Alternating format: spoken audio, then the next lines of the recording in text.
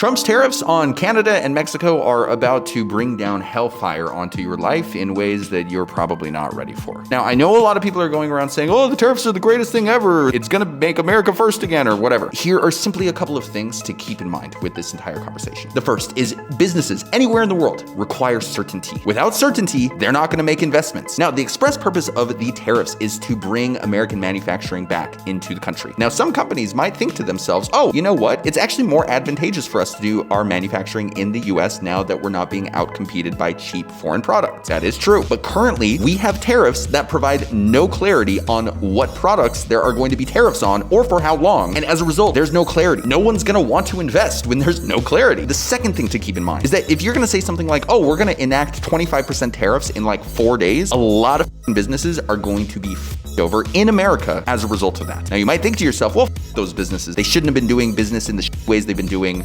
Let them burn. That's fine, but letting those businesses burn is going to affect you as the consumer in really bad ways. What if instead the tariff policy would have been something along the lines of saying, hey, we're going to have 10% tariffs in 2029, but between now and then, in 6 months, we're going to raise those to 2.5%, in 18 months, we're going to raise those to 5%, and then in 30 months, we're going to raise those to 7.5%, etc. This at least gives businesses time to adjust, where we still get the economic protectionism without some random recession that's completely avoidable. And while you might be saying, well, this is just Trump trying to negotiate with the corrupt and evil Justin Trudeau, like the next prime minister of Canada, Pierre Poilievre, I never know if I say that right. Like this guy doesn't like the tariffs either. This isn't some bargaining chip to get in a more conservative prime minister in Canada. Pierre literally thinks this is retarded as well. So I didn't think that I'd ever have to do this, but I'm going to leave you with a Ronald Reagan video because somehow in American history, we are at the point at which Ronald Reagan seems like the even-handed person in the room because the person next to him is a deranged psychopath. Our peaceful trading partners are not our enemies. They are our allies. We should beware of the demagogues who are ready to declare a trade war against our friends, weakening our economy, our national security, and the entire free world, all while cynically waving the American flag. The expansion of the international economy is not a foreign invasion. It is an American triumph, one we worked hard to achieve, and something central to our vision of a peaceful and prosperous world of freedom. After the Second World War, America led the way to dismantle trade barriers and create a world trading system that set the stage for decades of unparalleled economic growth. Yes, back in 1776, our founding fathers believed that free trade was worth fighting for, and we can celebrate their victory, because today, trade is at the core of the alliance that secure the peace and guarantee our freedom. It is the source of our prosperity and the path to an even brighter future for America. Until next week, thanks for listening, and God bless you.